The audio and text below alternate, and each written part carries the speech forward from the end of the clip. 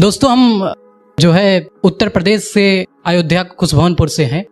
कुछ कविताएं हैं जो कविताएं मैं राष्ट्रवाद भी करता हूं और दो पे और कविताएं करता हूं जिसने मुझे इस दुनिया में लाया और जो मेरे लिए इस दुनिया में आई।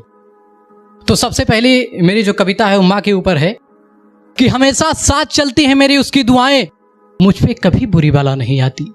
कि हमेशा साथ चलती है मेरे उसकी दुआएं, मुझ पे कभी बुरी बला नहीं आती। और जब भी पाती है मेरा माथा चूम लेती है। कि जब भी पाती है मेरा माथा चूम लेती है। मेरी माँ कभी तारीखों पर प्यार नहीं जताती। और कुछ पंक्तियां हैं दोस्तों मैंने लिखी हैं, मेरी बायोग्राफी है ये, जो है विद्यार्थी जीवन की कुछ बातें हैं, प्रेम हुआ तो कुछ इस तरह से है, सुनिएगा। कि सितंबर 2016 से शुरू थी वो कहानियां। कि सितंबर 2016 से शुरू थी वो कहानियां और मुझे याद है वो उम्र 16-17 की जवानियां। कि गिरजेश नाम का एक लड़का बड़ा ही प्यारा था, भारी संस्कारी और गुरुजनों का दुलारा था। कुछ भी करने से पहले मित्रों का आदेश लिया करता था और कठिन परिस्थितियों में उनको गीता उपदेश दिया करता था। कहता था मित्र वही जहां मित्रों को बाजू का बल समझा जाए। कहता था मित्र वही जहां मित्रों को बाजू का बल समझा जाए और संपूर्ण मित्र को मिलाकर के एक रामा दल समझा जाए।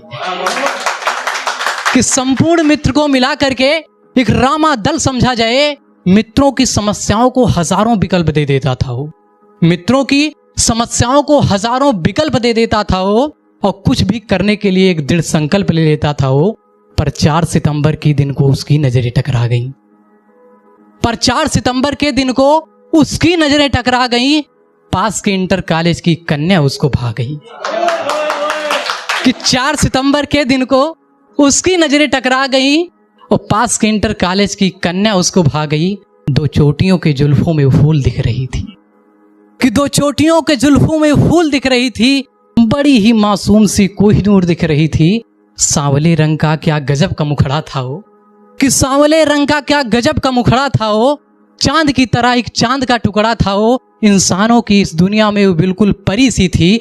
इस धरती पे भगवान की जादूगरी सी थी। और झुकी झुकी नजरें उसकी 100 सवाल कर गईं। कि झुकी झुकी नजरें उसकी 100 सवाल कर गईं और नैनों में घुसी और जिगर को पार कर गई। कि उन नैनों में घुसी और जिगर को पार कर गई। फिर रात को पढ़ते हुए जब कुछ वाक्य मैं लिखने लगा, फिर उस लड़की का चेहरा मेरी कापियों में दिखने लगा। फिर कापियों को बंद कर मैं मन में मुस्कुराया था। उठा के उन्हीं कापियों को सीने से लगाया था। कि कल मिलूंगा मैं इस आस में मैं सो गया, उस लड़की को याद कर उदास होके सो गया। कि कल मिलूंगा मैं इस आस में मैं सो गया और उस लड़की को याद कर उदास होके सो गया। फिर दिन हुआ वो पल आया, रास्ते में मुलाकात हुई। कुछ इस तरह से दोस्तों मेरे प्रेम की शुरुआत हुई। कि सुनिएगा कि जो है बीच में कुछ ऐसे सिचुएशंस आते हैं कि जो है चाहे घर वालों के कारण या आपसी झगड़े के कारण ब्रेकअप हो जाते हैं, तो फिर हम उनके एसएमएस और कॉल का वेट करते हैं, इंतजार करते हैं। तो एक सफ़र में था जो है विद्यार्थी जीवन था हमारा तो जो है हम लखनऊ में थे और जो है सायंकालीन का दृश्य था, वाले सूर्य अस्त होने वाला था और मेरे हृदय में उसकी यादों का उदय हो रहा था बिल्कुल। और जो है फिर उसी टाइम मैंने अस्त्र-शस्त्र हमारे साथ थे। विद्यार्थी जीवन जो होता है उनके अस्त्र-शस्त्र, उनके जो पेन होते हैं, कापियाँ, यही सब होती हैं। तो मेरे पास था। रेलवे स्टेशन पर मैंने अपने उत्तर प्रदेश की राजधानी लखनऊ में एक कविता राइट की, इंतजार करते हुए। जितने प्रेमी हैं सभी इंतजार करते होंगे कि कभी आना हम तुम्हें टुकड़ों में बिखरा हुआ अपना जिगर दिखाएंगे।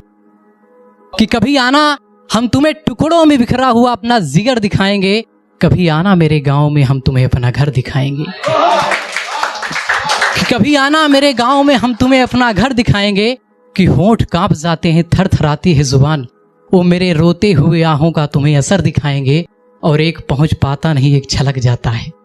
कि एक पहुंच पाता नहीं एक छलक जाता है। आंखों से गालों तक आंसुओं का वो सफर दिखाएंगे। और कहीं तस्वीर है तेरी कहीं लिखा है तेरा नाम। कि कहीं तस्वीर है तेरी कहीं लिखा है तेरा नाम। वो मंदिर मस्जिद सा अपने कमरे का तुम्हें दर दिखाएंगे। और अक्सर ताकती रहती हैं तेरे कॉल और एसएमएस को सनम। कि अक्सर ताकती रहती हैं तेरे कॉल और एसएमएस को सनम, वो तरसती तेरी माही की हम नजर दिखाएंगे।